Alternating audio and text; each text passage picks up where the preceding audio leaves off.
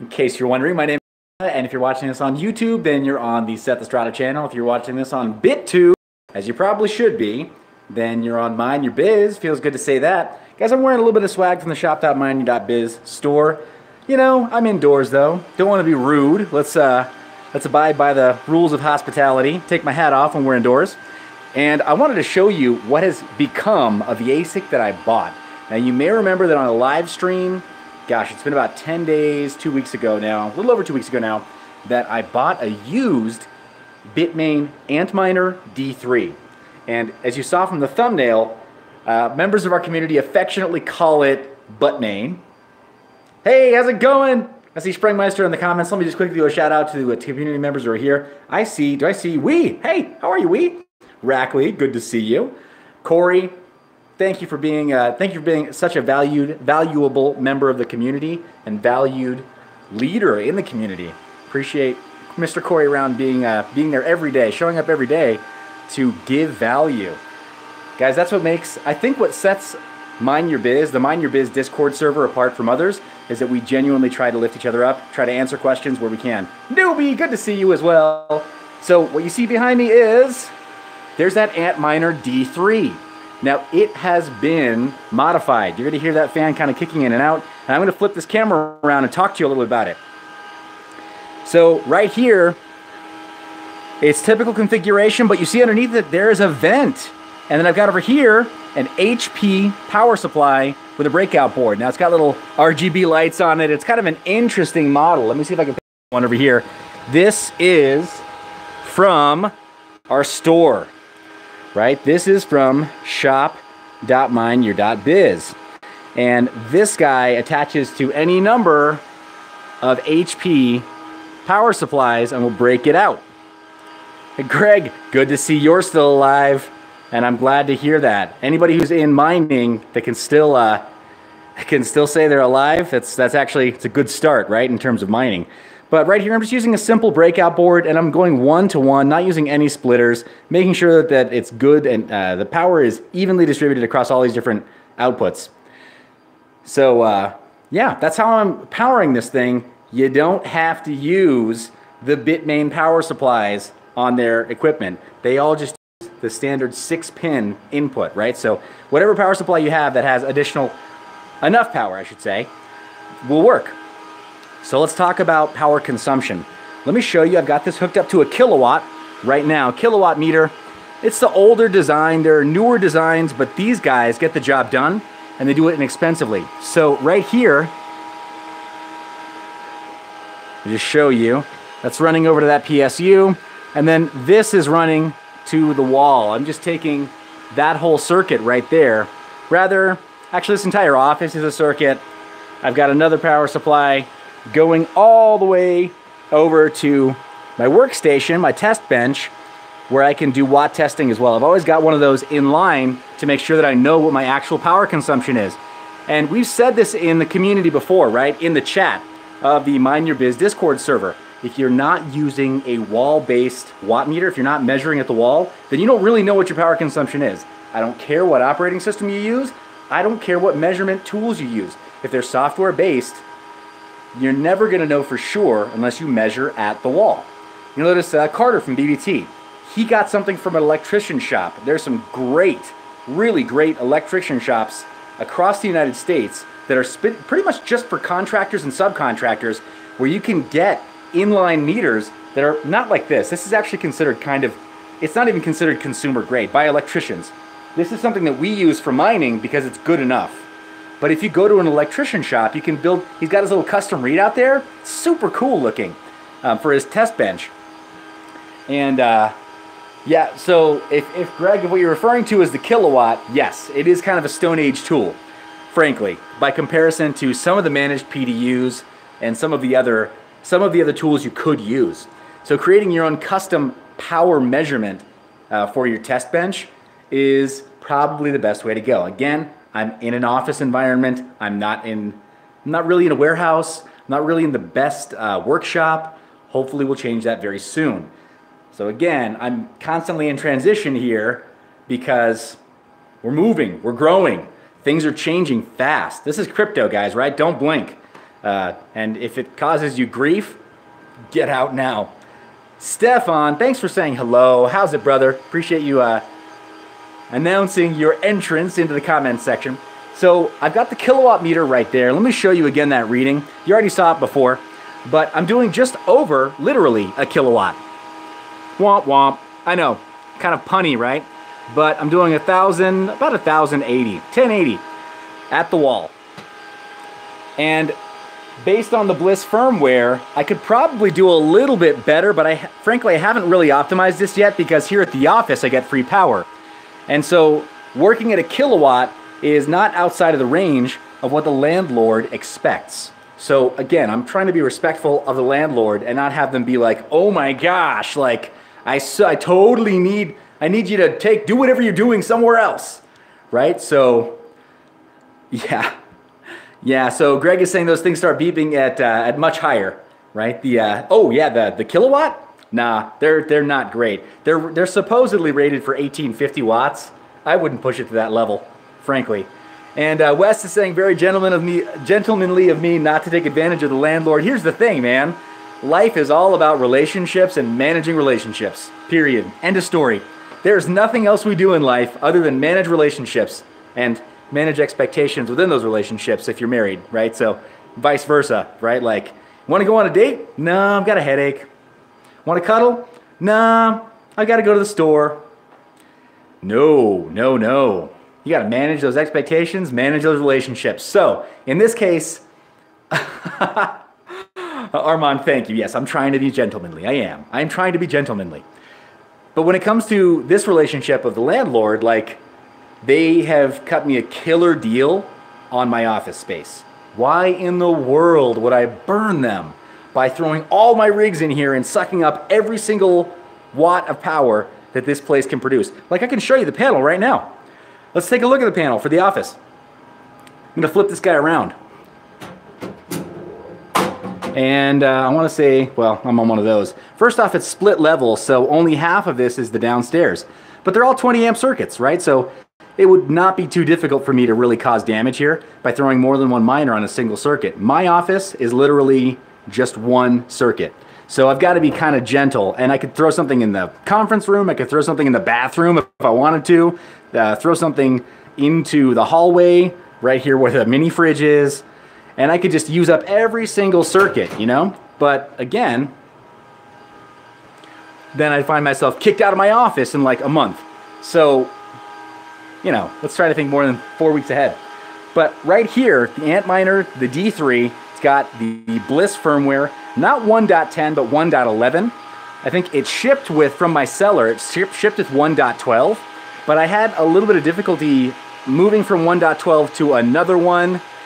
Long story short, I reverted back to 1.11. I'm very happy with 1.11, and it's giving enough efficiency that I haven't felt like, oh man, I've really got to mess with the clocks and everything else.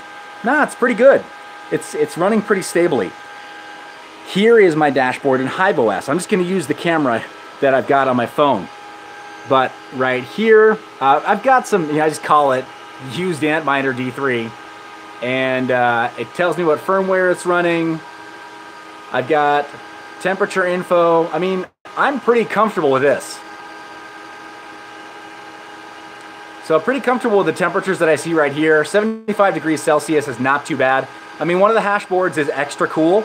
If I had to venture a guess, I'd say it's possibly that center hash board because we're getting air conditioning as the cold side. I mean, the cold side is literally cold running into the machine. And then the fans, you'll notice, they're nowhere near 100.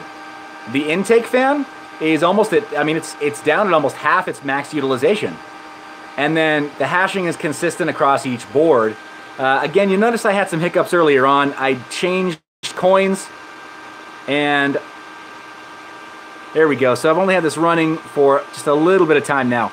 But consistent hash rate of overall, oh gosh, let me get my totals. Well, I mean, totals have been just over 17 terahashes, and I'm perfectly happy with that. Now let's talk about 17 terahashes, or 17 and a half roughly terahashes on an Asic like the D3. In terms of mining Dash, not great. Oh, I'm like totally swagged up, aren't I? Yeah, that's my Skilled AF shirt. I didn't even think about that. But in terms of mining Dash, not super profitable, other than in an environment like this where I get power for free. Now, in terms of mining some other altcoins, well, I've got some options in order to stay cash flow positive. Let me show you a cool tool that I've been using when it comes to this stuff to try to make sure that I'm not making poor choices. And I made a joke about this on a live stream. I think we discovered this live. But you know whattomine.com. We've probably used this before. We'll flip this guy around. I'm super impressed with this. I probably need to... Necrobus, good to see you. So here's what I think. No, not Nice Hash Pizza. No, I'm not using Nice Hash. In fact, I'm mining something that is almost twice as profitable as Nice Hash. Oh, shock and awe. More profitable than Nice Hash? Yes, there are things that are more profitable than Nice Hash. We know this. But you only know this if you're a member of the Mind Your Biz Discord server, because we're constantly talking about things that are more profitable than Nice Hash, right? We don't give away gold like on Reddit. We literally give away diamonds to each other. So keep that band of brothers and sister or sisters, if there's like all three in that group, let's keep it tight. Keep that circle close. So flipping this around, boom. You guys have probably used this. You've probably seen it. Here we go. So, yep. This right here, they've got a coin listing. They've got a mining calculator. And the branding is just, isn't it amazing? It's the best branding ever. Because mine is like, you know it's pay to play, right? You got to pay to get your coins listed there. So you're on What to Mine, you're only going to see coins that have paid to be listed there. So you can't be guaranteed that you're going to find projects that are really profitable and that are kind of unknown, right? Kind of edgy. This site is a little bit better. It's a step in the right direction. So with this Antminer D3, the used Antminer D3 that I picked up on eBay, I mean, the price was right? Shipped, I think out the door, it was, it was less than 150 bucks. Which, I mean, today, if somebody were to ask me what price should I pay for a D3, I would say don't even pay what I paid, right? You should be paying less than that, far less even. If you can get them for, you know, closer to 100 bucks, do it. Be aggressive in all of your used hardware negotiations. I'm going to say that right now. Be aggressive. Because we know mining profits are way down. So if the benchmark is how much profit can you pull from this hardware, and then that's where you derive the value, the asking price from, then you and I both know we can ask very low as sellers, or as buyers, right? This is a buyer's market for hardware. There's blood in the streets. So, Brackley, if you want to be violent, that's kind of up to you. You can be, if you're aggressive and violent, I think that is like is that a moving violation? Anyway, I think that the meter maid is going to come and slap you on the wrist if you do that. So, whatever. I don't understand the law very well. This is not legal advice or financial advice or business advice. Disclaimer issued. Okay, I had to say it at least once per live stream, right? But guys, that's the adventure so far. Now, what coin am I actually mining? Hit up the Discord server. Hit up Corey Round and myself. We're both mining some of the same stuff on our, because Corey Round picked up a D3 also on the same live stream. In fact, I don't even remember what it was. Corey, I think you got a D3 before I did. And I was like, ooh, I'm gonna get one too. And you're right. It is secret coin. It legit is secret though. Here's the thing. There are so many. Right? And guys, a good miner would never just say it publicly on a live stream like this. Right? So join the Discord server. Join our band of brothers. And ask over in the Discord server. The Mind Your Biz Discord server. But guys, that's the Asic Mis-Aventure to date. Am I profitable? Yes. Yes, I am. I am profitable. And I'm happy with this purchase because I bought it used. Let me be very clear about that. Would I buy something from Bitmain directly? As a company, I think I would prefer to boycott them. I really would prefer to boycott them. Would I buy it used? Of course. Faded, good to see you. How's it, brother? Thank you for saying hello in the comments. Always good to see you in the comments, Faded. So would I buy a Bitmain piece of equipment used? I would absolutely Oh, Greg, Mistro Miner, man, you gotta announce yourself, man. Thank you. See, this is why, like, I changed my username, my handle over in Discord. I just change it back to Seth'S, because people know on YouTube who I am, and I always say my name on bit. Anyway, I get it. It's the internet. We want to be semi-anon. It's okay. So XBitco is saying there's a coin that he recommends for X11. I will take a look at it, and then I'll take a look at it again. We saying do the tease face. Actually, I kind of do the troll face, right? The cool face, cool troll face. Yeah.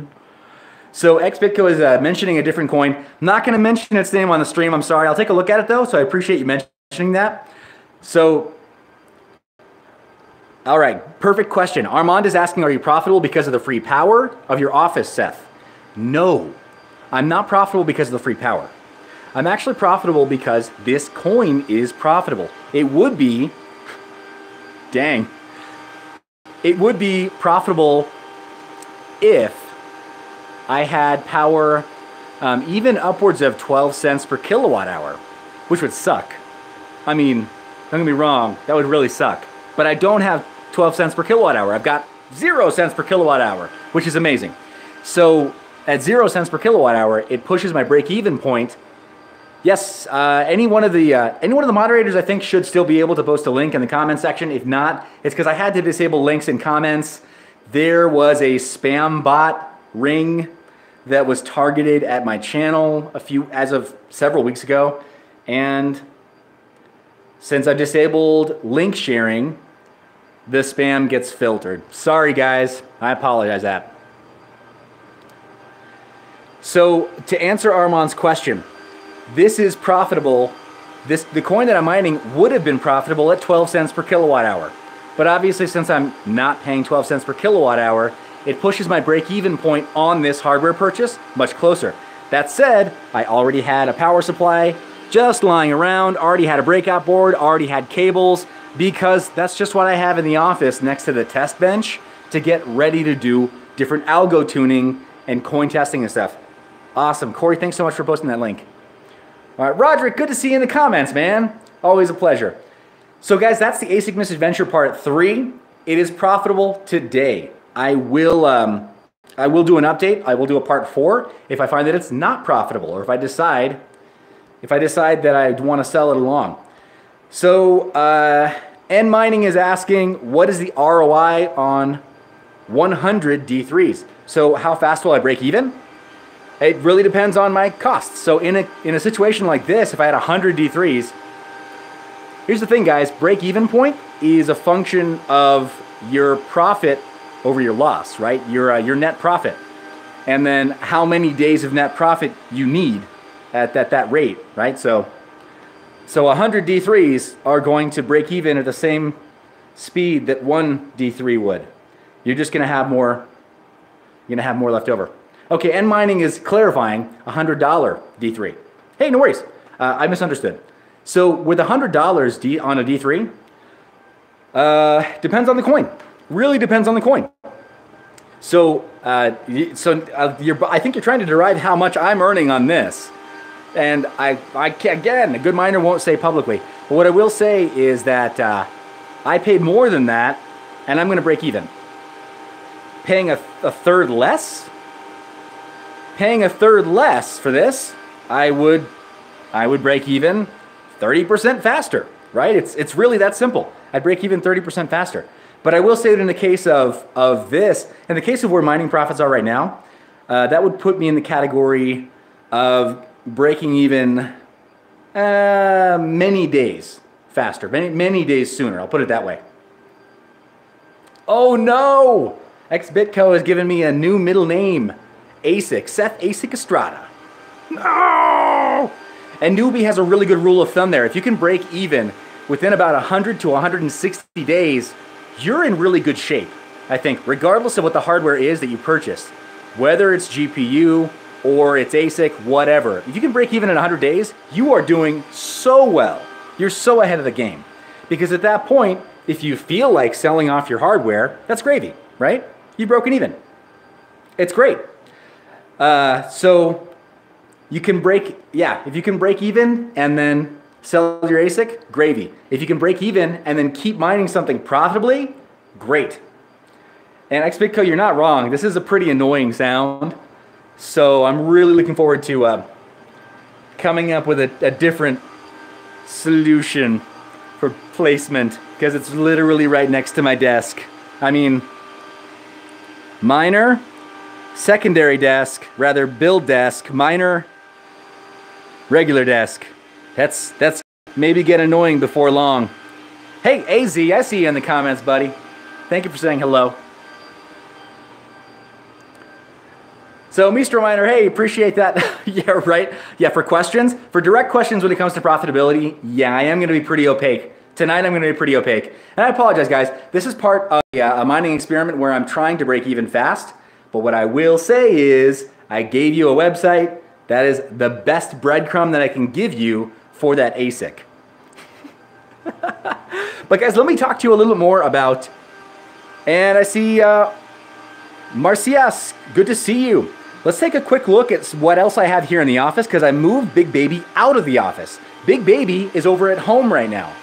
And if I don't get Big Baby working the way I want it to over at home, then I'll move it over to the new warehouse, which is in development, soon TM, but we are going warehouse.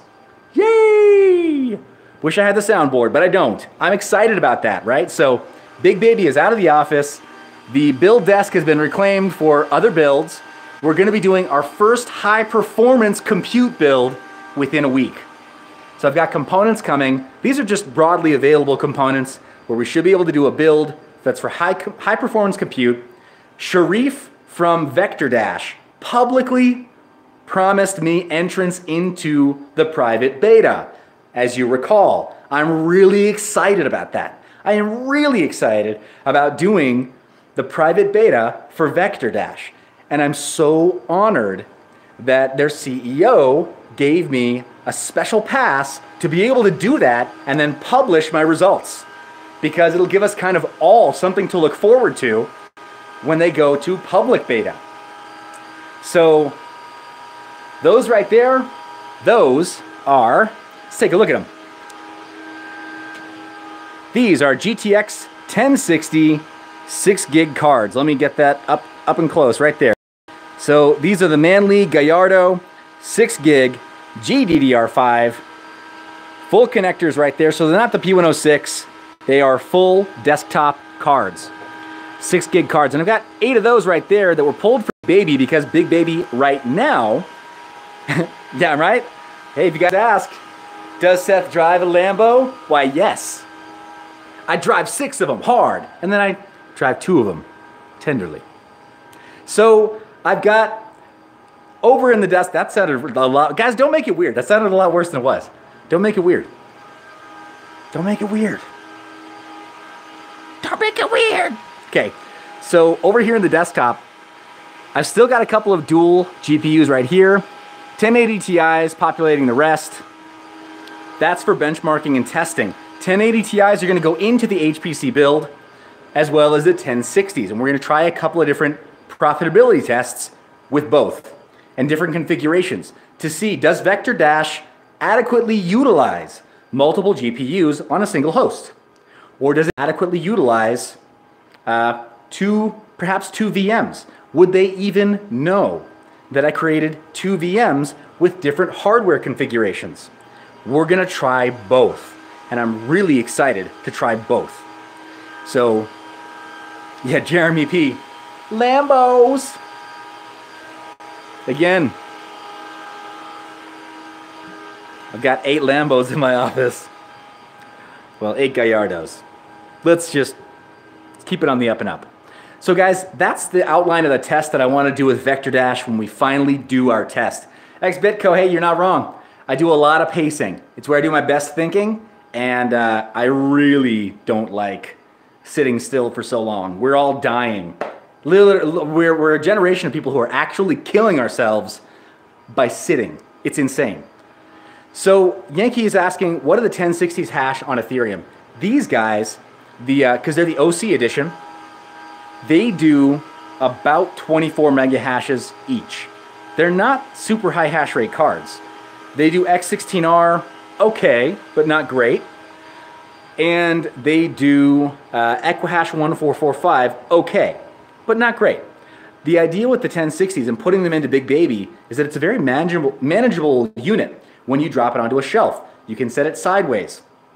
It's kind of rugged. They're lightweight cards. With a crossbar that comes pre-inserted in Big Baby, they're held very firmly into each PCIe slot. So there's no weird like jiggle or play that messes with the board. So it actually ships very well. If you wanted to ship it intact, you could, and it would still work upon delivery. So it's a very rugged card. Or if you're setting up a brand new data center, or if you're expanding a new data center, rather deploying a brand new Bitcoin blockchain mining data center, then XBitco, did I get you back in the gym every day? Man, I'm glad. I hope that's legit. I hope you're not just trolling right now, because I am, believe it or not, I'm like, this is me of weeks not going to the gym. I'm like ultra noodle arms. You poke me with a little push pin, that arm just deflates. Not good. My strength is not where it should be. But the 1060s, they're great in Big Baby because they're very low power. If you've looked at the efficiency chart recently, the one that's freely available on mineyour.biz, you'll see that the GTX 1060, especially the 6 gig model, it still takes the top space for efficiency. So, yeah, top space for efficiency. It's not a Polaris card. It's not necessarily, I mean, it is the mining edition cards, but it's not necessarily the 1080 Ti with the ETH pill, though that's a very powerful combo. Any GDDR5X card with ETH still, the GTX 1060 takes the efficiency crown from the desktop cards. A little caveat there, from the desktop cards. Mining edition cards that are not suitable for AI, let me repeat that. On the NVIDIA side, the mining edition cards, which are not suitable for AI, they do better on Ethereum. They do better on X16R. They do better on some other algorithms. They don't necessarily do better on ProgPow. They don't necessarily do better on other, on desktop, of course, desktop applications. They aren't necessarily suitable for gamers if you wanted to resell them. They work very well for blockchain. They're not particularly good for AI research, simulations, rendering, right? I should also just say like they're untested.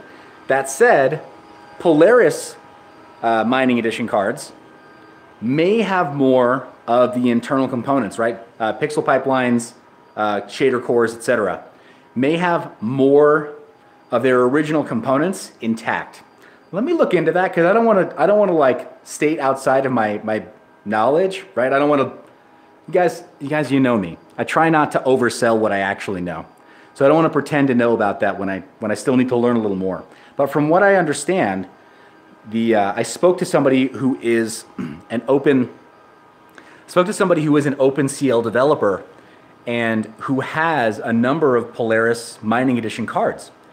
And they mentioned that doing some OpenCL benchmarking tests with their mining edition Polaris cards, they found that the hardware was intact and that if it were possible to render on Polaris cards or do AI on Polaris cards, they should perform like their desktop counterparts. So yeah, I don't know. And newbie, I'm aware that P106 is the 1060 core. I'm aware that P104 is the 1070 core paired with GDDR5X memory. I'm aware that the P102 is the 1080 core. It's actually not the 1080 Ti core. 1080 Ti, I think, is actually also the 1080 core with just more cores unlocked, I believe. I could be mistaken again, but from what I understand, P102 is the 1080, just with GDDR5X, and so kind of pushes the hash rate a little bit higher. But P102 out of the box does lower on Ethereum than 1080 Ti with enlargement. So figure that one out.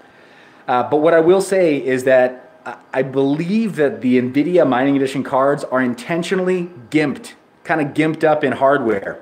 They're kind of meant to be, they could be binned parts, right? Like crap, some crap silicon Could be some crap memory interfaces. Could be some crap memory. I know that sounds bad, but you know the way that we drive these cards for mining? So it could be that these are binned parts that have then been kind of thrown in. I love that Brian asks me when SQRL miner, as if I know.